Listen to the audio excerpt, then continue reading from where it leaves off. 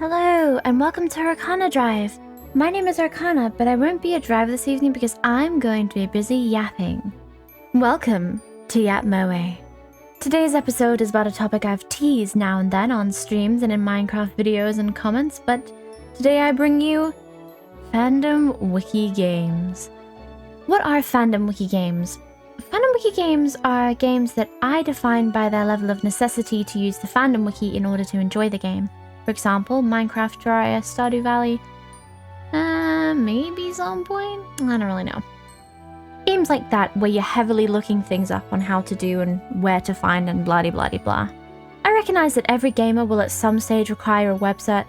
For example, you might want to know what level your Pokemon has to be for a certain move, or where to get bigger on Sword. But these games that I'm discussing specifically require heavy usage of the relevant wikis in order for you to properly get your money's worth. I'm going to focus on Minecraft and Terraria mostly, but there are many games that fall under this kind of categorization. So, the first thing you do in any given Minecraft world is hunt a tree, right? But how do you know you can do that? Simply put, you've watched someone else do it. We all have for years. But imagine if you had never ever seen that before. How would you know to do that? Take Terraria. Game starts with some tools. Assuming you have the worldly knowledge that axes cut down trees, you can instantly use your copper axe and jack some lumber, right? In Starbound, you're specifically introduced to the matter manipulator, the fact that it can take down blocks, and then are hinted to try and cut down a tree.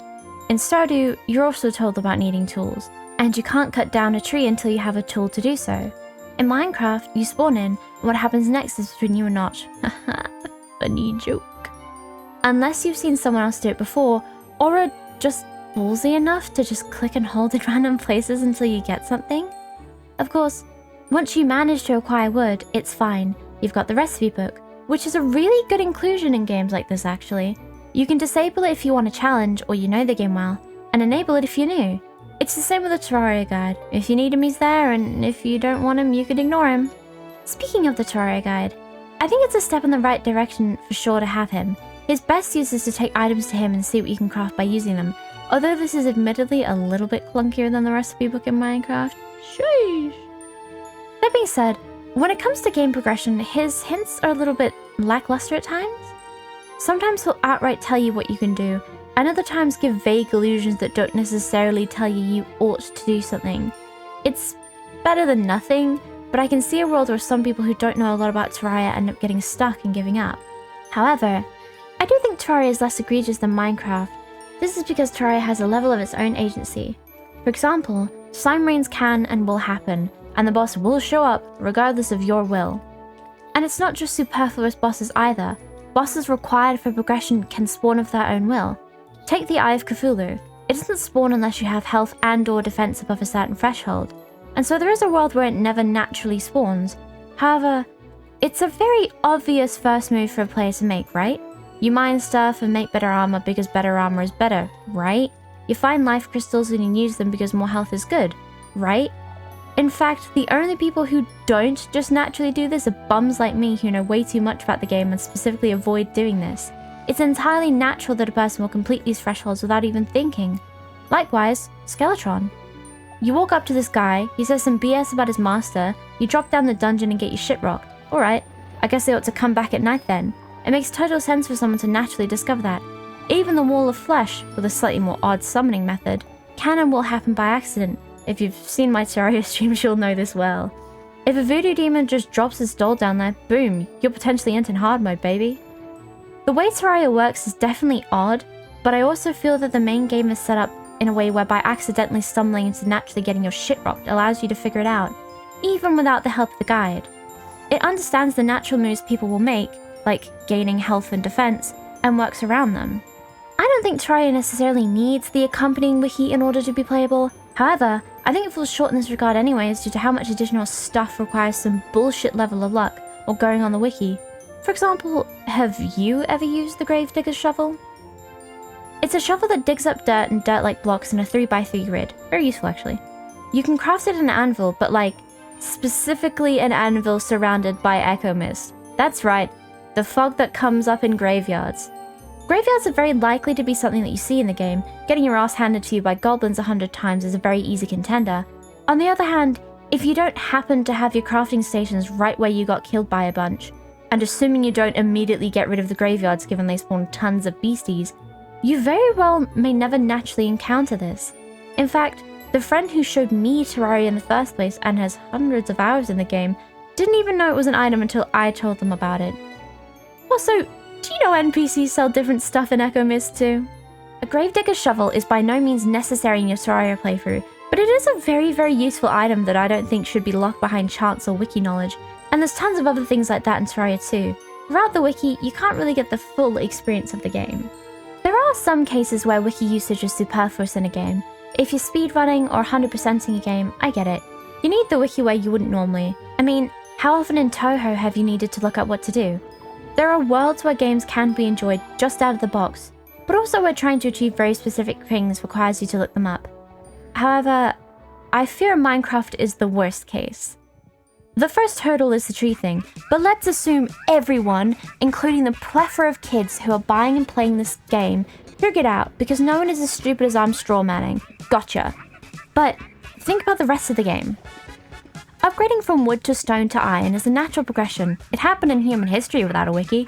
Diamond is a bit of a stretch. They aren't used this way in real life, but you can just open up your recipe book and see the crafting items. You might give it a whirl and see it's better. Sure, one can naturally end up full diamonds just by loading the game up. But, like, then what? Go to the nether, right? How do you actually do that? Let's assume every player does see a ruin portal, which is only a potential. You could be that unadventurous or that unlucky. You see obsidian, and crying obsidian, in a weird formation. Okay. Most people leave these things alone, but let's say this person doesn't. How are you actually meant to know what to do?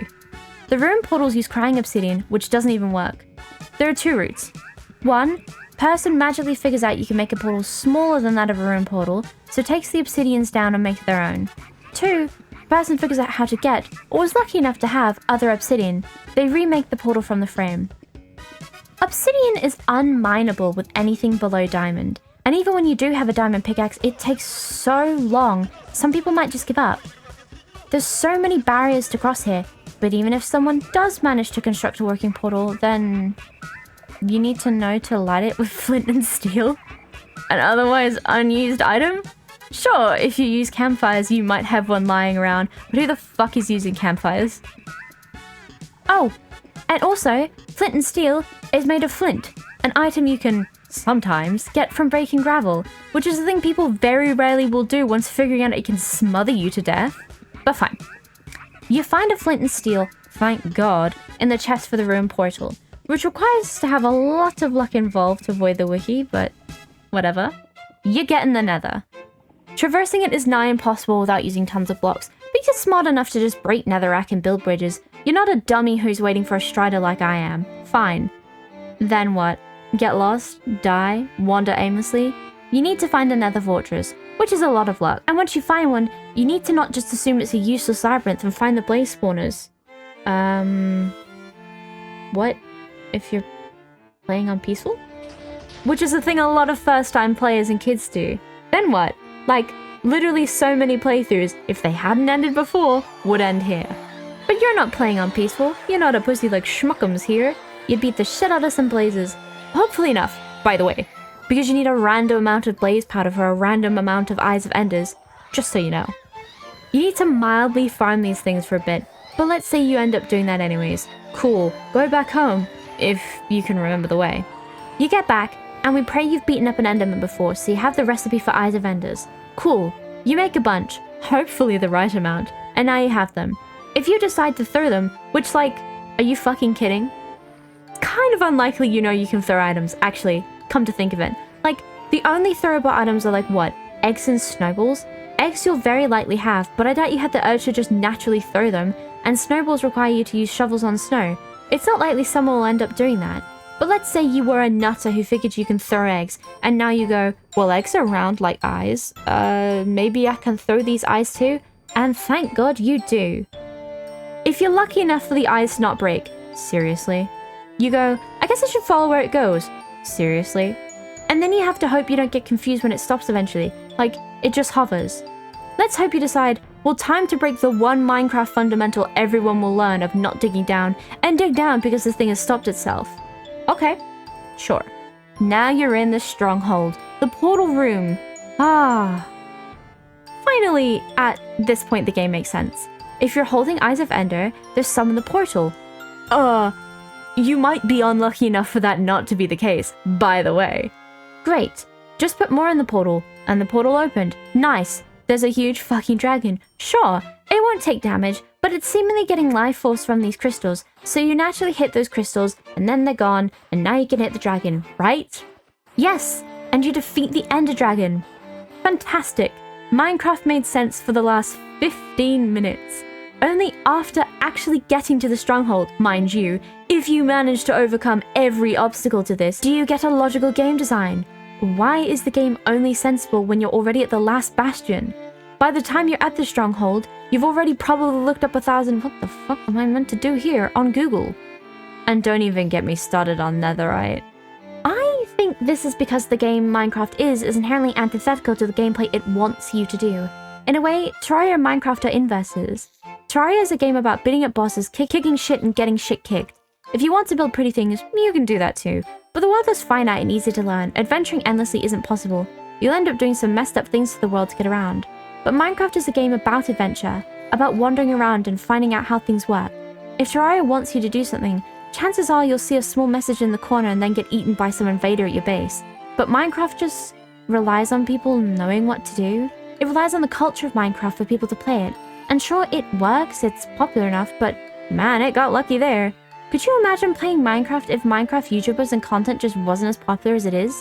The design element of explore an endless world and build anything you want inherently clashes with the, oh, and by the way, fulfill these specific objectives too if you know about them, part of it.